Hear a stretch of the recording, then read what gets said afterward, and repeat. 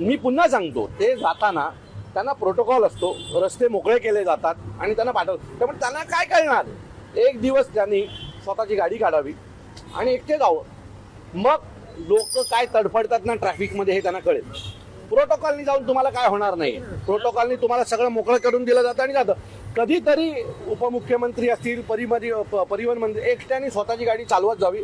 त्यांना कळेल की ठाणेकर मागणं काय शिव्या देतात किंवा ठाणेकर कुठल्या त्रासातनं जातात हे त्या दिवशी कळेल. तुम्ही प्रोटोकॉल घेऊन गेलात तर तुम्हाला ते कळणार नाही, तुमची सिक्युरिटी गेली तर घेऊन गेलात तर तुम्हाला कळणार नाही. तुम्हाला रस्ते मोकळेच करून मिळणार आहेत.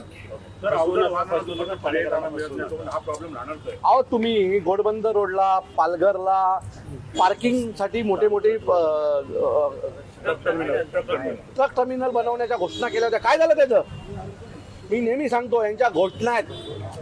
घोषणांच्या नावावर टेंडर काढायचे, टेंडरमधनं पैसे वसुली करायची आणि मग त्या टेंडरचं काय झालं, तो कॉन्ट्रॅक्टर जिवंत आहे की मेला, यांचं काय यांना घेणं देणं नसतं.